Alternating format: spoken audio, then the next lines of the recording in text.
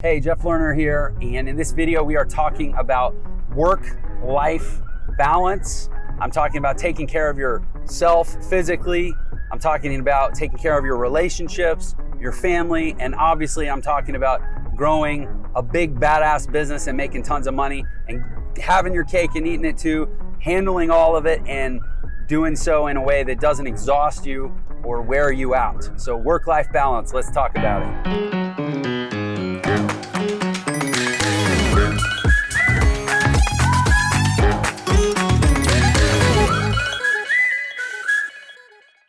Okay, so work-life balance. This is something that's near and dear to me as a husband, father of 4 kids, who also is a pretty serious musician and loves to read, and is also the founder and CEO of 3 multi-million-dollar businesses that I'm actively involved in. It would be very easy for me to lose work-life balance or to self-destruct trying, and for years and years, I have almost obsessively worked on this part of my life to the point where I really do get the question a lot. I get it. You know, I travel a lot. I speak. I'm like actually in the car right now driving back from taping a TV show in LA. I'm on my way back. I'm stopping in Vegas to meet with the head of the Las Vegas Speakers Bureau to talk about some upcoming speaking engagements, and then I'm on my way back home to my home in Utah that's about 2 hours north of Vegas. You know, it's a hectic life, and to make sure that I get to, you know, spend good quality time with my wife and obviously get to be present with my kids, and and you know, work out every day and still get to practice the piano, and just it's a lot, right? So I want to share some tips, some of the things that have worked really, really well for me to achieve a level of work-life balance that, you know, I'm probably not the best out there, but it's certainly good enough that it gets remarked on by people and I get asked about it a lot. So I thought, you know, I'll go ahead and shoot a video and share some stuff from my own life. First of all, I wouldn't even say I'm good at saying no. I would almost say that I have a defensive, almost reactive default position of saying no to things. I say no to so much stuff that if it doesn't qualify, like I have a high standard of what I'll say yes to. Now, the flip side of that is if something meets the standard, I will say yes to a fault. I have actually other videos out specifically about saying yes, and I want it to be clear, I'm not contradicting those. Work-life balance, or really just what I call balanced excellence, is all about being extremely discriminating about what we say yes to and what we say no to, and having predefined standards, so that in the moment we're not having to scramble and make a decision from scratch about whether or not we have time for something, or we're going to make ourselves available for something. You have to already have the standards described and know what you're doing, or the standards defined, know what you're doing, why you're doing it, and what fits the bill to move that agenda forward, so that saying yes and no to things becomes really, really easy. And so that's it. You know, it's really just about standards and being absolute in your standards. Think of it as like a diet. You know if food fits your diet. If you decide, hey, I'm going to do 50, 30, 20 macronutrient ratios, then if something is 80% carbs, it doesn't fit your macros. You just say no. You don't have to think about it. You don't have to, justify it to yourself back and forth. It's just, you have a standard. You've already decided on the standard, and then you can apply that standard to all the little things that come up in life. Being really, really good at saying no to things that don't meet the standard, so that you can be really, really invested in and committed to and put the necessary energy into following through on the things that you say yes to because they did meet the standard. That's pretty much the key. And so for me, what that means is my life is really pretty simple. I'm not involved in very many things. I'm involved in my family, I'm involved in my business, and I'm involved in a couple personal passions, namely which are, music and and I like to read. I read when I have downtime. I like to read. That's it. That's my entire life. And that life, I don't spend a lot of time with friends. Friends are extremely time consuming. And frankly, most people that I coach or that I work with that have trouble getting everything done or cramming everything into their life, usually when we sit down and we actually do a time map, the single biggest drains or the single biggest areas of inefficiency usually involve interaction. I would call them non-productive interactions with other people, interactions that aren't structured, interactions that aren't scheduled, and interactions that aren't directional and moving towards a specific objective. They're, which is hanging out with friends, and hanging out with friends is great.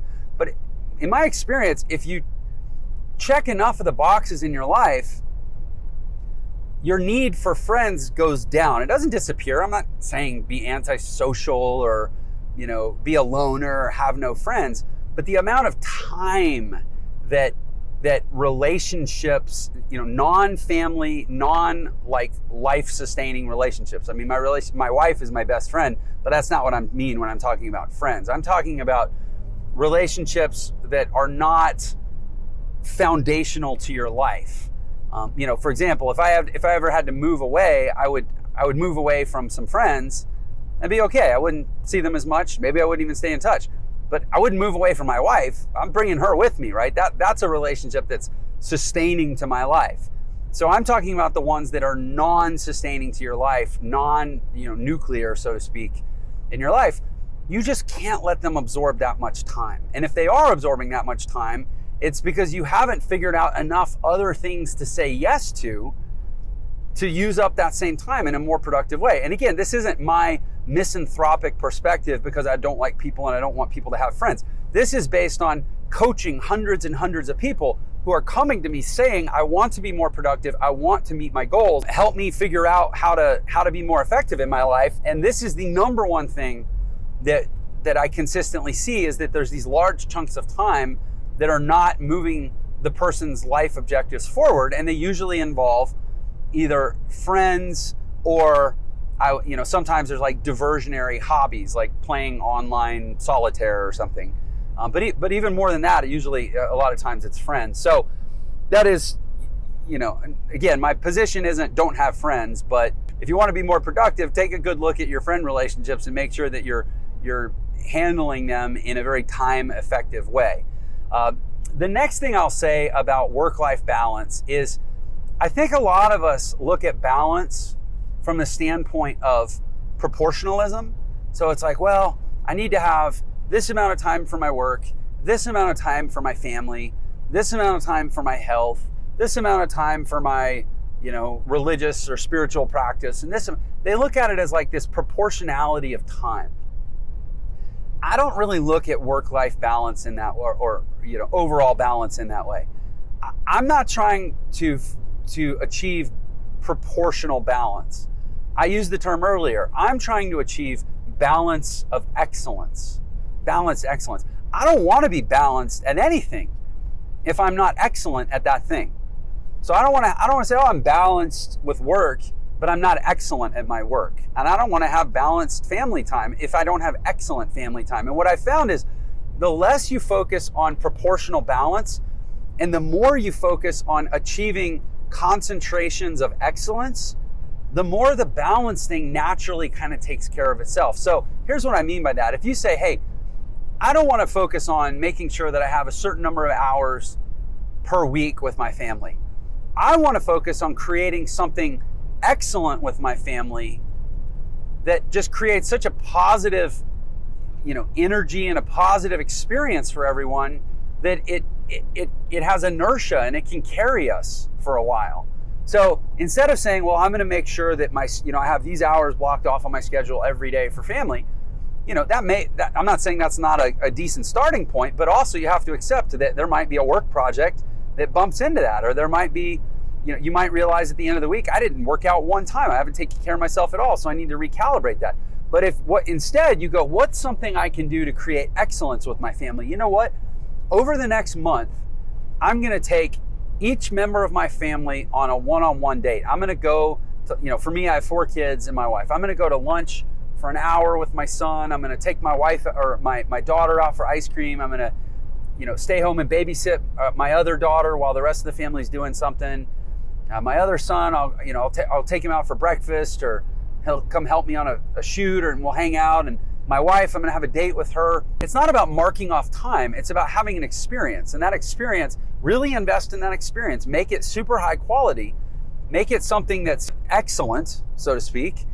And what you'll find is 3 days later, when you can't make it home because you have to work or whatever, nobody's been out of shape about it. There's no tension around it because you've created an excellent experience with your family, and it's clearly a priority in your life, and your family all feels like they are a priority in your life. On the flip side, with work, it's not about how many hours a week you work. It's about how excellent you are in the time that you work. I grew up with a great model for this. My dad, he did, at his peak, I mean, he was in a company that had 20 or he was a institutional stockbroker at that time in his career, and he was in a company that had, dozens of people. He was doing like 40% of the volume in his entire company by himself, and he was still home every day at like 4 or 4:30. He was usually home right after I got home from school.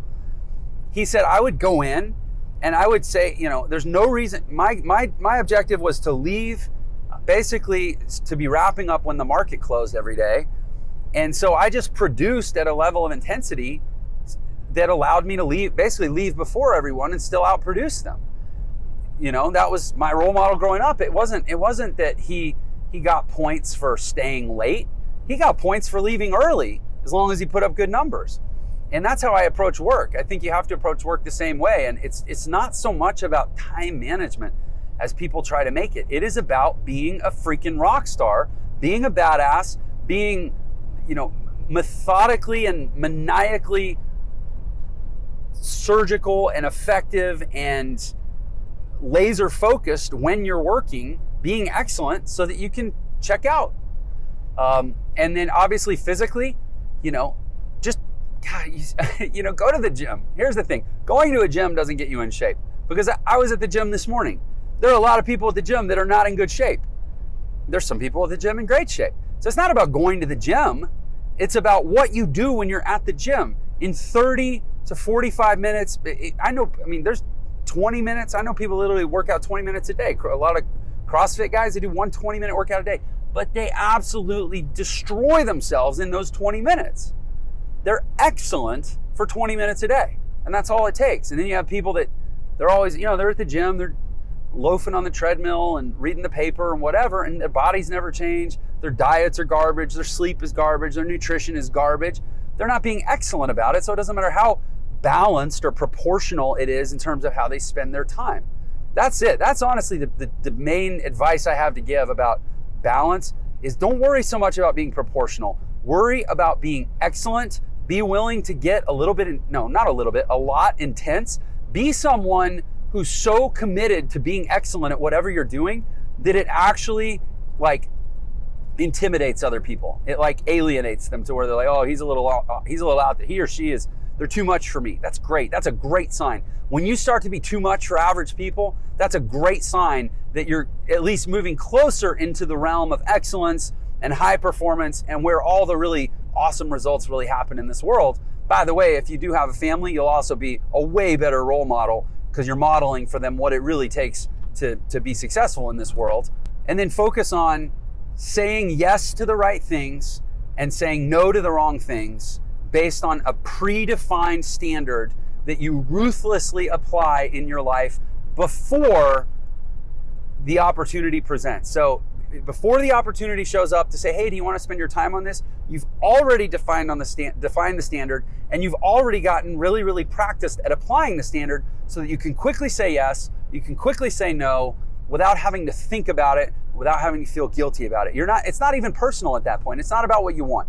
It's just about, does it meet the standard or does it not? And getting really, really effective with your time in that regard. All right. So, hey, that's my 2 cents about balance. If you're into such things as how to have a more awesome life, how to get more effective, how to get more optimized, how to have balanced excellence physically, personally, professionally, basically how to kick ass in this world, then you will probably like my channel and you might want to subscribe. So go ahead and do that. Make sure you click the bell so you get notified as new videos come live, and I will see you on the next one. In the meantime, go be awesome. Life is meant to be awesome, but you got to do the work. Catch you later.